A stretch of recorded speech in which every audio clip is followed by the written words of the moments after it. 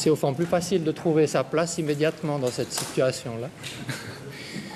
Bien, bonjour mesdames et messieurs. Je vous remercie de votre présence à cette conférence de presse ou à ce point de presse. Je vous ai invité pour vous informer que j'ai décidé de quitter le Conseil fédéral le 31 octobre prochain. Au fond, c'est une décision qui est venue naturellement. J'ai ressenti, un peu comme une vague d'ailleurs, assez rapide, le besoin de faire autre chose, d'ouvrir une autre page dans ma vie, d'essayer d'avoir une autre logique dans cette vie. Et je pense que ça vient en particulier du fait que l'engagement politique dans ma vie a pris beaucoup de place. Donc il y a une bonne trentaine d'années au compteur politique dans ma vie, une bonne trentaine d'années et au fond une trentaine d'années qui étaient dans un peu tous les niveaux de la politique. Le canton, le village, la ville, puis après Berne avec le Conseil national, le Conseil des États, le Conseil fédéral, une organisation internationale. Et bref, cet engagement politique a été très, très présent. Et c'est de cela dont je voudrais vous parler, au fond, aujourd'hui. J'ai envie de vous parler de l'engagement politique, mais vous en faites pas, je ne serai pas trop long, pour une fois.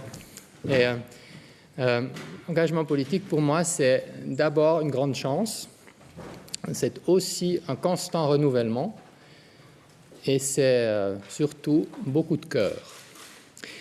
C'est une grande chance, tout simplement, parce que quand on s'engage en politique, on peut faire des choses, on peut les faire pour sa communauté locale, pour sa communauté nationale, pour la communauté internationale. C'est un peu égal d'ailleurs. On fait des choses, on n'est pas spectateur seulement, on se bat pour ses valeurs. Et au fond, j'aimerais saisir cette chance aujourd'hui de vous avoir tous en train d'écouter pour inciter les jeunes à s'engager.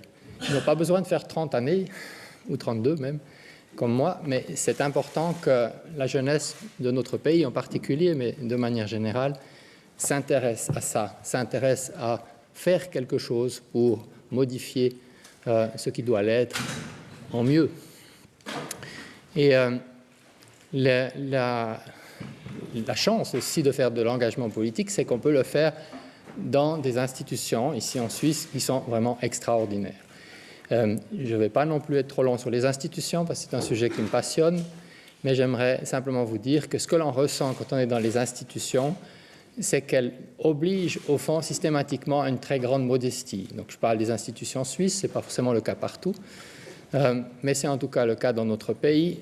Ça oblige les personnes à rester modestes et à sortir le meilleur d'elles-mêmes, au fond, pour donner plus de chance aux projets concrets. Et je pense que ces institutions sont vraiment très importantes en Suisse. Et il faut les choyer, il faut faire en sorte, veiller à ce qu'elles continuent de bien fonctionner, ce qui est certainement le cas et ce qui sera certainement le cas longtemps.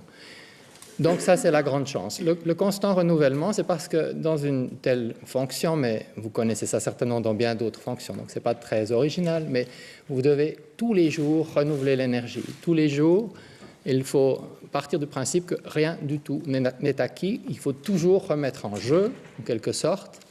Et c'est valable aussi pour le Conseil fédéral. Je crois que le Conseil fédéral est une institution qui a besoin aussi de savoir se renouveler, aussi pour avoir la force et la confiance de prendre des décisions qui montrent dans quelle direction ce pays doit aller et pour ne pas attendre que le pays dise dans quelle direction il faut aller. Il y a un rôle, une fonction qui dépend aussi de la force du Conseil et par conséquent de son renouvellement régulier. Et puis il y a beaucoup de cœur dans l'engagement politique. Franchement, j'y ai mis tout mon cœur. Et je peux vous dire simplement que, et c'est avec une réserve toute neuchâteloise que je l'ai fait, notamment pour les interviews, je sais, mais ça ne veut pas dire qu'il n'y a pas de cœur. Donc le fait qu'il y ait une réserve, c'est tout simplement une personnalité.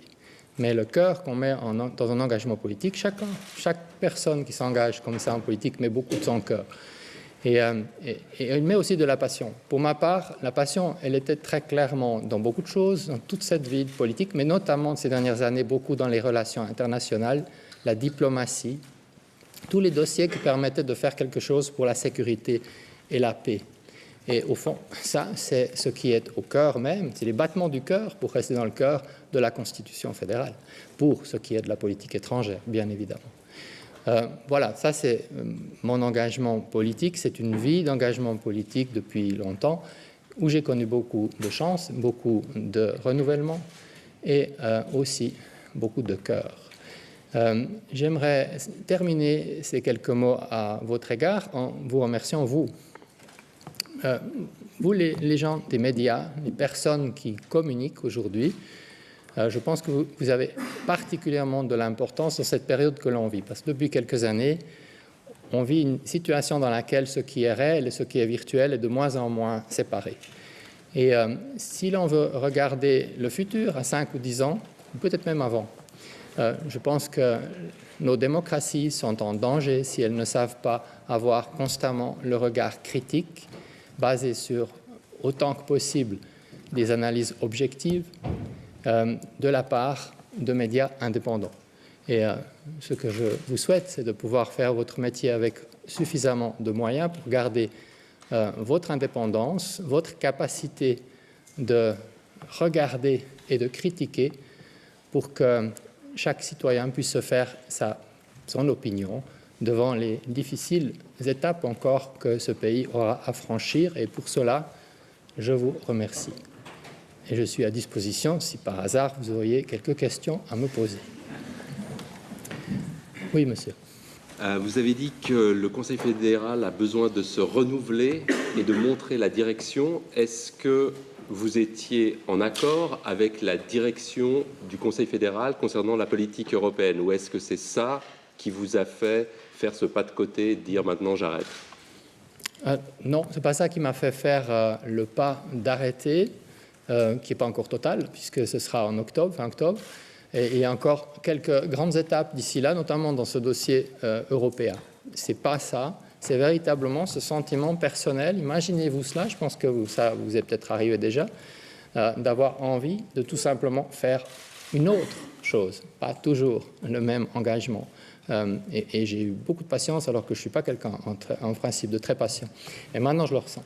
Cela dit, le Conseil fédéral a une ligne de la politique européenne qu'il essaye de mettre en place et il va en discuter prochainement, vendredi. Il ne va pas forcément décider vendredi, donc je vous le dis déjà parce que vous allez être déçus peut-être.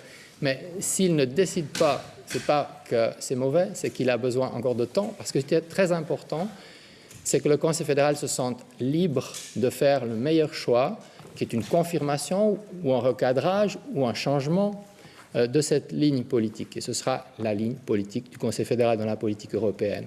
Le Conseil constamment se renouveler. Ça passe par des changements de personnes, mais ça passe aussi par une constante capacité lui-même d'avoir il faut une certaine jeunesse pour pouvoir gouverner. Il n'y a pas besoin d'avoir forcément un très jeune âge, mais il faut avoir un esprit jeune. Et dans ce sens-là, la politique européenne est fixée. Elle est fixée sur le fameux dossier institutionnel depuis 3 à 4 ans, mais elle n'est pas véritablement soutenue. Alors maintenant, il importe que le Conseil fédéral se détermine sur cette question, et je pense qu'il doit le faire avec la plus grande liberté, et quand je dis liberté, c'est la plus grande capacité de voir ce qui est le mieux, pas forcément en fonction de la capacité de majorité aujourd'hui, mais en fonction des intérêts légitimes de la génération qui vient. Oui, monsieur, nous faire. Herr Bundesrat, wann haben Sie entschieden, diesen Schritt zu machen, zurückzutreten? Und noch einmal nachgefragt, es ist kein Geheimnis, dieses Rahmenabkommen ist seit Jahren auf dem Tapet. Sie haben manchmal auch Signale gegeben, dass es da sehr nahe bei einem Abschluss ist und wir sind immer noch nicht dort. Hat das Sie zermürbt? Non. J'ai décidé dimanche, après avoir beaucoup travaillé sur le sujet d'ailleurs, mais ça n'avait rien à voir, Franchement, c'est simplement ce besoin. J'essaye de vous l'expliquer, mais j'imagine que vous pouvez le comprendre.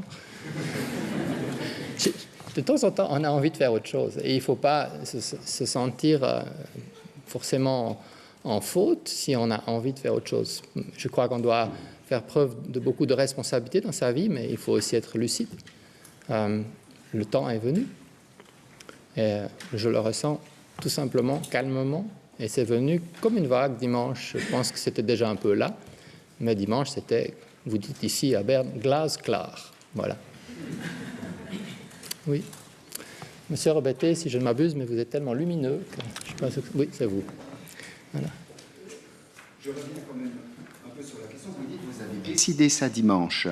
Est-ce que ça signifie que vraiment vous n'y aviez pas réfléchi ces précédents mois? Quand est-ce qu'au fond vous avez peut-être commencé à ressentir ce besoin très profond et très personnel? Et malgré tout, vous étiez l'homme d'un renouvellement de la voie bilatérale avec l'Union européenne, fondée sur un accord institutionnel. Cet accord, maintenant, le Conseil fédéral décidera quelle attitude. Cet accord, de toute évidence, on sait qu'il se fasse ou pas, ce ne sera pas maintenant, ce sera plus tard. Est-ce que ce n'est pas un facteur qui a peut-être contribué à nourrir cette envie très personnelle de se dire, voilà, ce que je voulais faire, je ne peux pas le faire maintenant ou dans un horizon proche. Et peut-être aussi, vous êtes-vous quand même, malgré tout, senti désavoué ou lâché par une partie de la population, aussi peut-être par votre parti. La présidente de votre parti est contre cet accord que vous avez toujours défendu. En tout cas, M. Robertet, si vous ressentez aussi une fois le besoin de changer, je vous conseille d'aller comme psychiatre, parce que vous faites des analyses. Je vous leur dis, c'est le bon moment pour moi. Alors, on peut juger après, c'est à vous de le faire, c'est à la population de le faire. Je le fais avec mon cœur de nouveau. Je dis ce qu'il y a dedans. Franchement, ce n'est pas un dossier facile, dossier européen, mais j'en ai vu d'autres. Donc, si c'était que ça, et si j'avais le feu sacré total, je resterais les 5 ans qu'il faut pour aller au bout de cela. Mais je ne crois pas que c'est mon cas qui est important. Le Conseil fédéral doit porter la politique européenne. Je sais que pour vous, c'est très difficile. Est-ce que ça veut dire qu'il faut dépersonnaliser les dossiers, ce qui est absolument affreux pour des journalistes? Mais dans les faits, c'est exactement ça le problème. La politique européenne, comme la politique étrangère en général, est la politique du Conseil fédéral. Bien sûr, il faut aller au Parlement pour beaucoup de choses.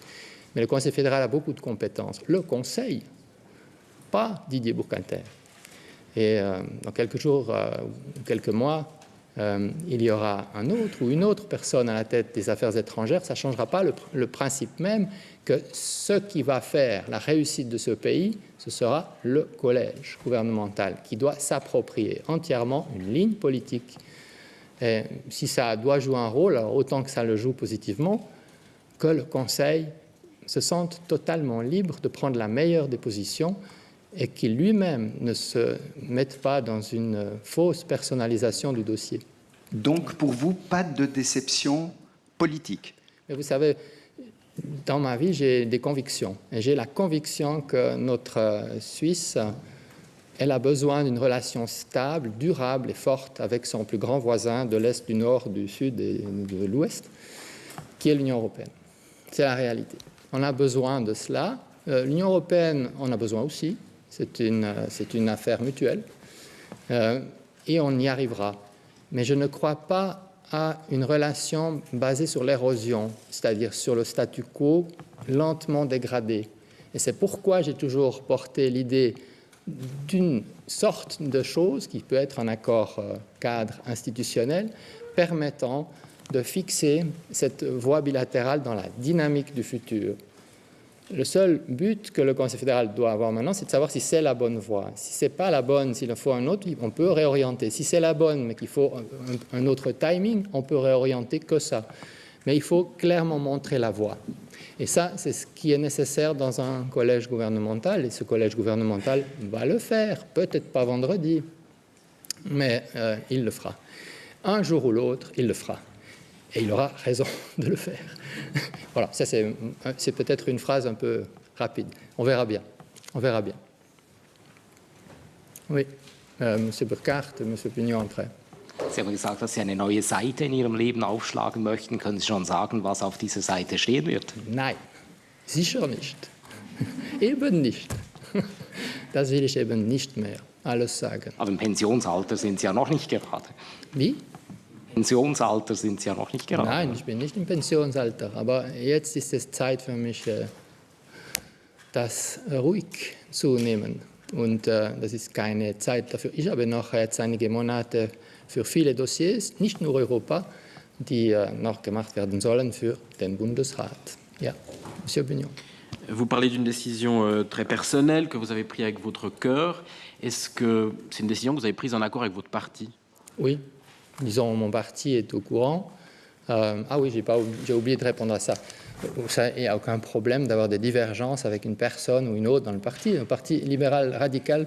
Quand j'avais 25 ans, justement, quand je commençais la politique, je m'intéressais à la politique avant, mais je ne voulais pas faire de la politique dans un parti parce que j'avais l'impression qu'on allait me mettre un carcan sur le dos. Et je ne veux pas qu'on coupe l'indépendance en politique, et pas seulement en politique d'ailleurs. Et par conséquent, j'ai choisi finalement pour m'engager en politique le parti radical à l'époque, libéral radical aujourd'hui, parce que j'estime que c'est le parti qui justement ne s'offusque pas de points de vue différents, ne fait pas vraiment des mots d'ordre, mais plutôt des recommandations de vote, en sachant parfaitement qu'une grande partie ne va pas les suivre. Et c'est, à mon avis, pas de l'indiscipline, mais c'est de la liberté. Et par conséquent, je la concède également, cette liberté, à toute autre personne dans mon parti, comme ailleurs d'ailleurs. Et je n'ai même pas à la concéder. Elle existe par elle-même et je n'ai pas de problème du tout. En revanche, j'en ai parlé à mon parti qui le sait depuis peu, de manière claire avec des dates, et qui sait que c'est possible qu'une chose comme ça arrive. C'était où déjà? Ici, hein? J'ai répondu à votre question. Ouais, excusez-moi. Oui? Oui, donc vous disiez que vous avez mis votre parti au courant. Est-ce que vous avez mis le Conseil fédéral au courant? Oui, aujourd'hui. Mais on n'a pas de séance, alors je l'ai fait pour chaque membre, autant que faire se peut, mais je crois que ça a joué. J'ai vu Madame Leuthard, bien sûr, et j'ai eu des contacts, puis j'ai informé par écrit, sinon, parce qu'on est un peu tous partout, y compris au Parlement. On court dans tous les sens aujourd'hui, donc c'était un peu plus compliqué que s'il y avait une séance, c'est vrai. Mais j'ai d'abord informé le président de l'Assemblée fédérale, comme il se doit dans nos institutions. Voilà. Vous avez l'air chaos. Madame Kmür et après Monsieur Wüthrich. Hat zu diesem Bedürfnis, etwas anderes zu machen, auch beigetragen, dass Sie seit der Wahl von Parmelin und seit es im Bundesrat eine SVP-FDP-Mehrheit gibt, stärker im Schaufenster gestanden sind, wenn es um Entscheide ging, und dass Sie stärker unter dem Vorwurf in der Kritik standen, kein bürgerlicher Bundesrat zu sein? Ja. Also da gibt es zwei Sachen in Ihrer Frage. Erstens einmal diesen Eindruck, dass es plötzlich Mehrheit gibt, die da wie felsenfest in einer Regierung regieren. Das ist nicht so. Es wird sehr viel gesagt darüber, aber in der Regierung arbeitet man kollegial. Jeder kommt mit seiner Persönlichkeit. Es ist klar, dass bürgerliche Ideen eigentlich mehrheitlich sind. Es ist auch klar, dass wir immer suchen, was am besten ist. Und das ist eine Dynamik. Und wir stimmen fast nie ab. Es hängt davon ab, wie es geführt wird vom Präsidenten, aber es ist sehr selten, dass man abstimmt und normalerweise eher für nicht so wichtige Sachen, wo wir etwas schneller gehen wollen. Aber sonst nehmen wir uns eben die Zeit. Es wird nicht einfach über Europa am Freitag diskutiert und dann stimmen wir ab. Das ist kein kleiner Nationalrat, das ist ein Bundesrat, das ist ein Kollegialrat, wo wir suchen, so weit wie möglich etwas, das wir alle dann am Schluss tragen können. Da habe ich gesagt, es war zwei Seiten, ich weiß nicht mehr, was war noch die Frage? Ob diese zunehmende Kritik an Ihnen also dazu beigetragen hat? Die Kritik ist wie Wind auf dem See. Es geht in allen Seiten, es ist manchmal stark und es kann sogar eben nützlich sein, weil es gibt Energie zum Segeln, zum Beispiel. Also die Kritik ist gut und die Kritik war kein Problem.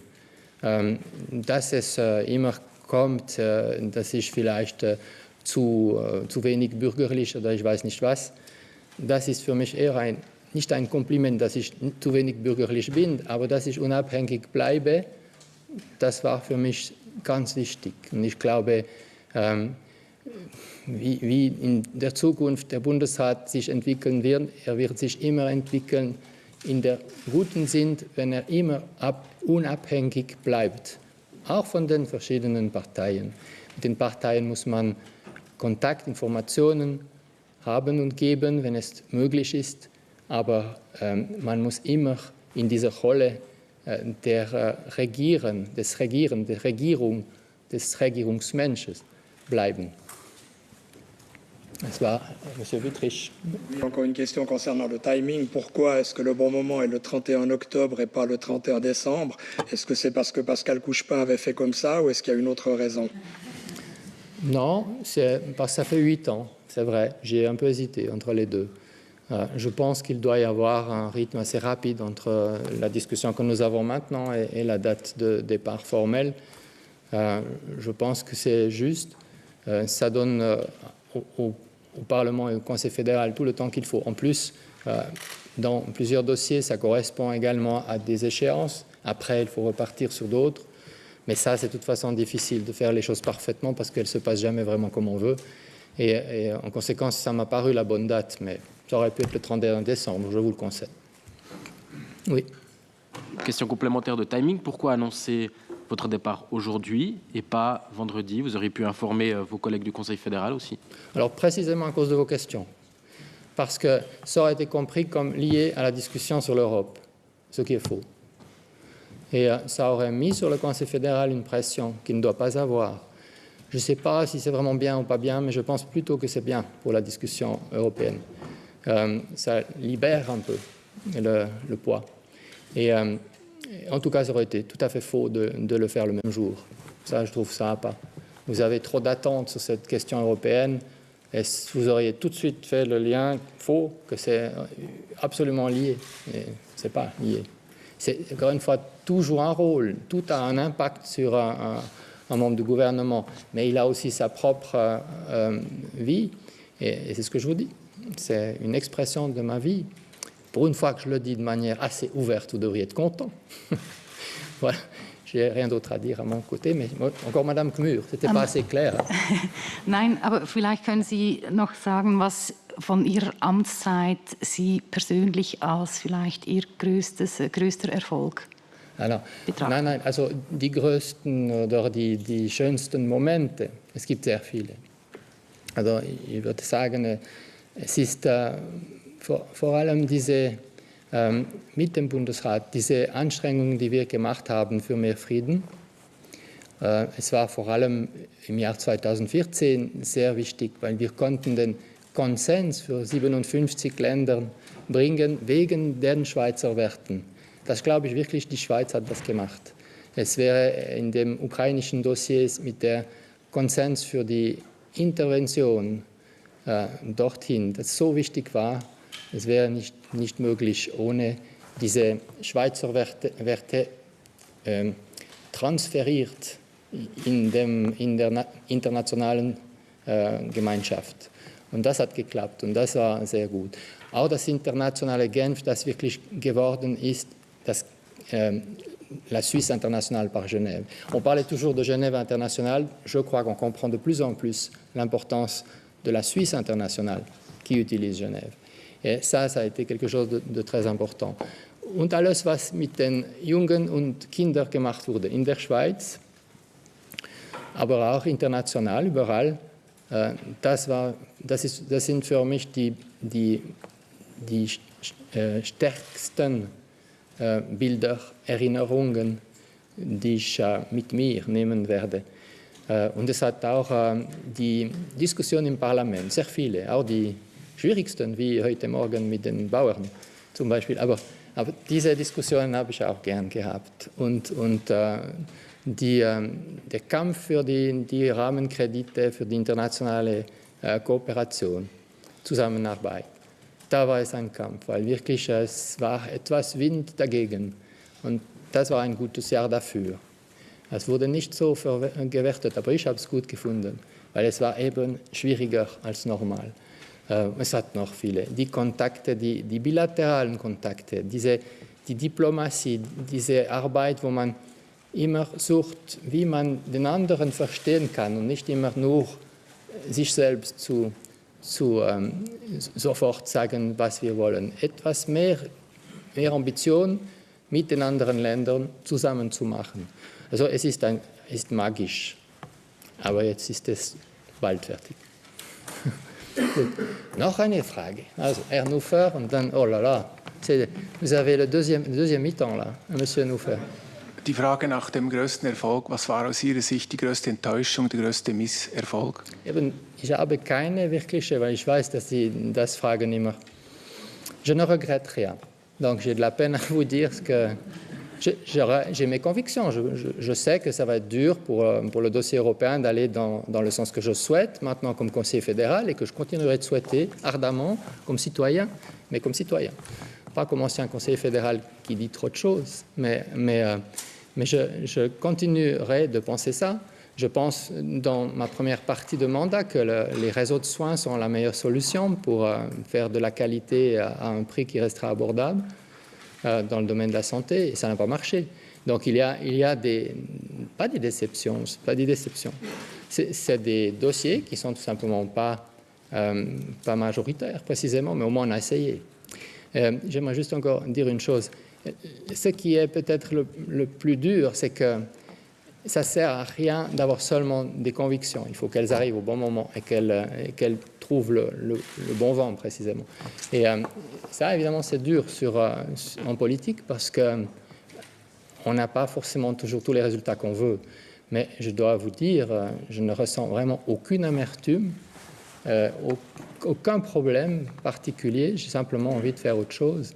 D'ailleurs, quand j'ai commencé la politique exécutive, c'était à la ville de Neuchâtel, je me souviens encore que j'avais fait un petit bout de papier, j'avais marqué Didier, jamais d'amertume. Alors je tiens le coup jusqu'au bout. Autre chose? Oui? Eine Frage zu Ihrer Zukunft doch noch. Sind Sie offen für eine Herausforderung bei einer internationalen Organisation, insbesondere für die Nachfolge zum Beispiel von Herrn Jagland als Generalsekretär des Europarates? Ich habe mich diese Frage nicht gestellt und ich will die jetzt überhaupt nicht stellen. Sie müssen das verstehen. Es gibt 4 Monate jetzt, ein bisschen mehr sogar, im Bundesrat und das ist nur das zählt. Nachher will ich etwas anders leben in meinem Leben. Und das ist nur das und nichts anderes. Aber wie ich es auch geschrieben habe in meinem Brief an den Präsidenten der Bundesversammlung, ich möchte etwas mit weniger Öffentlichkeit. Also ich brauche mehr Platz für das private Leben. Es ist keine Kritik, es ist einfach ein Bedürfnis, das nicht immer allen betrifft von meinem Leben. Ja.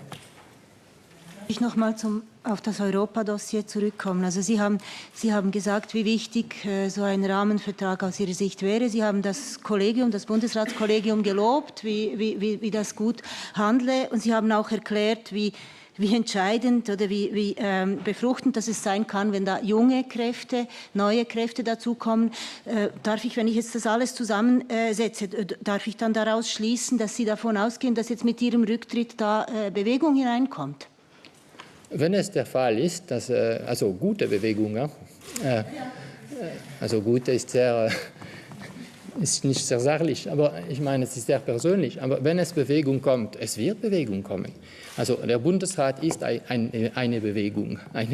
Und es werden neue Kräfte kommen, ich weiß es nicht. Es wird nachher auch diskutiert, wer macht was in dieser neuen Regierung. Meine Erfahrung von 22 Jahren Regierung in verschiedenen Stufen ist, dass wenn es nur eine Person wechselt, dann ist die Dynamik ganz anders. Und es braucht eine Zeit, um diese, im Fußball sagt man, Automatismen wieder zu finden. Und das wird vielleicht Bewegung bringen. Ich hoffe sogar, dass diese Entscheidung jetzt schon zeigt, dass es offen ist. Machen wir weiter mit Fußball. Das Spiel ist offen. Und der Bundesrat muss jetzt entscheiden, wie er das Spiel spielen will.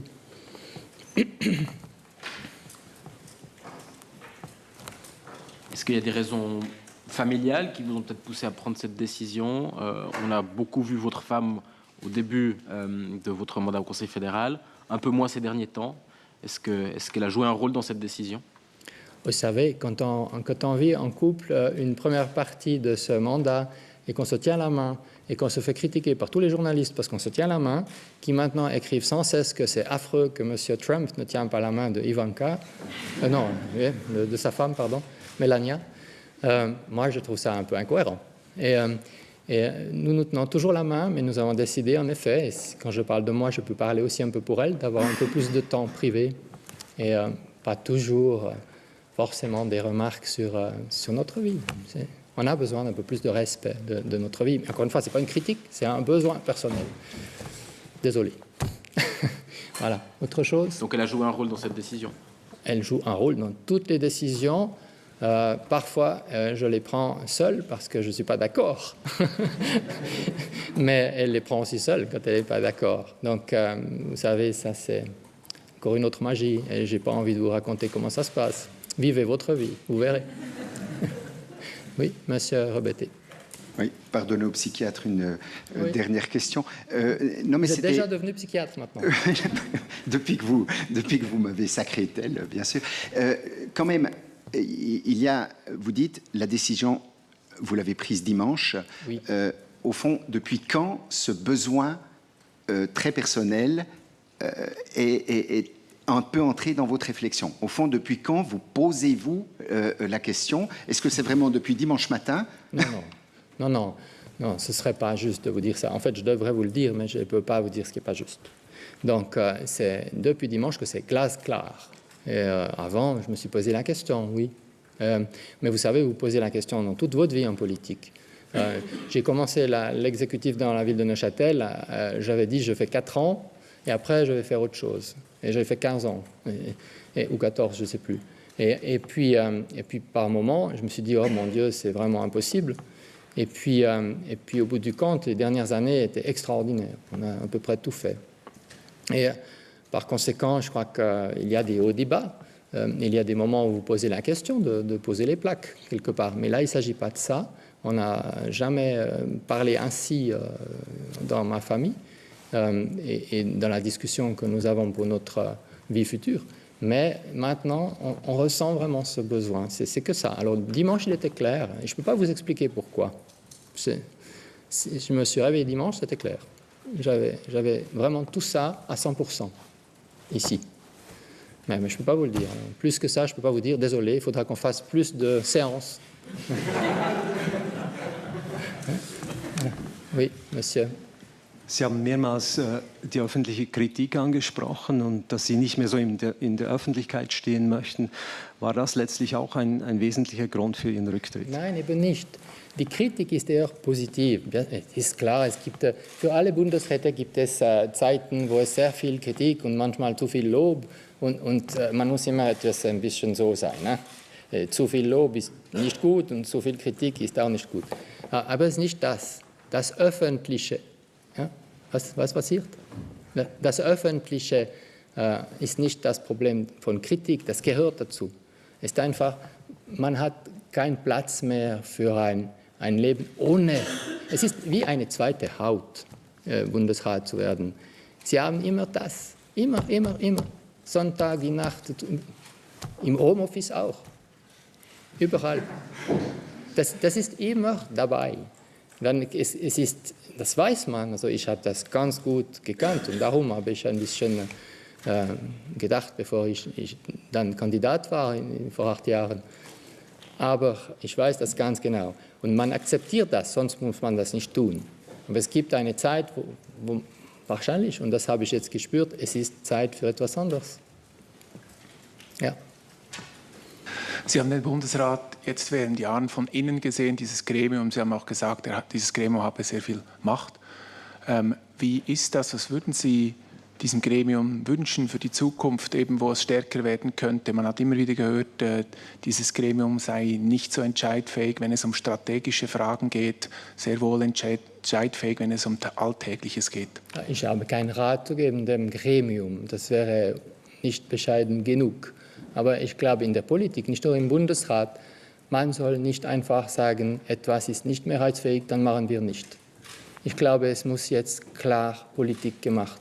Und wenn eine Überzeugung da ist, im Bundesrat oder in anderen, auch in den Parteien, dann muss es wirklich diskutiert werden, ausdiskutiert werden, gekämpft werden, bis man etwas macht. Und nicht warten, bis man uns etwas sagt, was zu machen ist. Aber das Gremium funktioniert gut und es sind gute Kollegen. Und ich glaube nicht, dass diese Vorwürfe, die kommen manchmal, wirklich sehr fundiert sind. Ja. Ihre Reisetätigkeit in den letzten Monaten hat abgenommen. Man hat Sie seltener in der Öffentlichkeit gesehen, auch in der Deutschschweiz. War das ein Rückzug mit Ansage oder hat dieser Rückzug schon lange vor dem Sonntag begonnen, als die Entscheidung glasklar war? Nein. So, ich habe anders organisiert, das stimmt. Ich habe mehr in der Schweiz gemacht, mehr bilateralen gesagt, ich möchte es eher in der Schweiz tun, nicht im Ausland.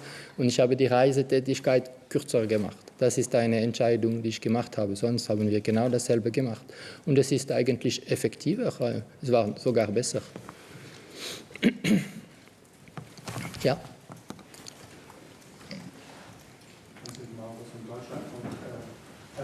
Ah, ja. Die sind so weit, dass ich ihn nicht erkannt habe. Aber ja.